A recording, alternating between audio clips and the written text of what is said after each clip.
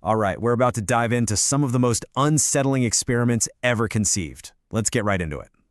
You see, some experiments, they were never really about discovery in the first place. Yeah, they were the kind of thing that was never, ever supposed to see the light of day. And here's the wild part. It wasn't because they were failures. Oh no, it was quite the opposite. They succeeded, but in a way that just blew past every imaginable line. We're talking ethics, morality, and sometimes even the nature of reality itself. So how does that even happen, right? How does the noble search for answers take such a dark, dangerous turn? Look, science at its heart is all about progress. It's about shining a light into the darkness, pushing boundaries, testing theories, questioning everything. But what happens when the thing you're experimenting on is the human mind? When the very lens you use to perceive the world suddenly becomes the variable? Well, the results can be absolutely terrifying. Okay, let's start with a story that has become this absolute legend on the internet. You've probably heard of it, the Russian sleep experiment. So the premise was just chillingly simple. The story goes that back in the late 1940s, researchers took 5 political prisoners, sealed them in a chamber, and started pumping in a gas to keep them from sleeping. The goal was to see what would happen to a person after 30 straight days without any rest. And what's just so disturbing is how fast things went downhill. For the first few days, everything seemed more or less normal. But then, the paranoia kicked in. They stopped talking to each other and just started whispering strange things into the microphones.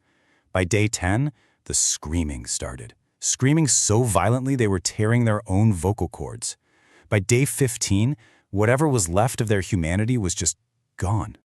You have to understand, they weren't just tired. Their consciousness, their very sense of self, was being systematically dismantled by the lack of sleep. It was a complete and utter descent into madness. Now, while that story is likely just a piece of internet fiction, the ideas at its core, they're grounded in some terrifyingly real science. Let's talk about actual sensory deprivation experiments. And the conditions were absolute. Volunteers were put into special chambers that cut off all external input. No light to see, no sound to hear, no one to talk to. They even took away any sense of time.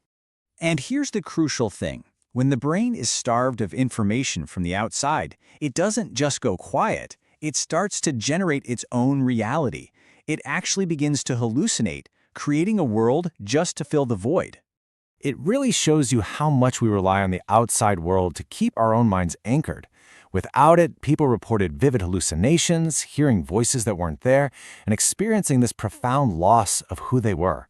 Their own minds were essentially turning on them. But what if this mental breakdown wasn't just an accidental side effect? What if it was the entire goal? Well, that brings us to probably the most notorious real-world case of them all, the CIA's Project MK Ultra. This wasn't just about observation. This was a weaponization program. From the 1950s all the way into the 70s, the CIA ran a secret, illegal project with one single horrifying objective: to figure out how to completely control the human mind. And just look at the methods they used. It's like a systematic blueprint for destroying a person. They used powerful psychoactive drugs like LSD, combined it with hypnosis, sensory deprivation, and just straight-up psychological torture. And it was all to achieve one thing: to shatter a person's existing consciousness so they could try to build a new one in its place. The human cost was absolutely devastating.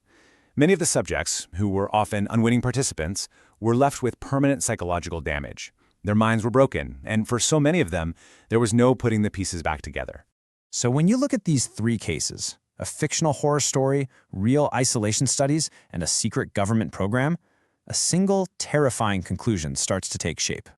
We all like to think of our consciousness as this stable, solid thing, right? The core of who we are. But these experiments, they reveal the truth. Our sanity, our very identity, it's all balanced on a knife's edge.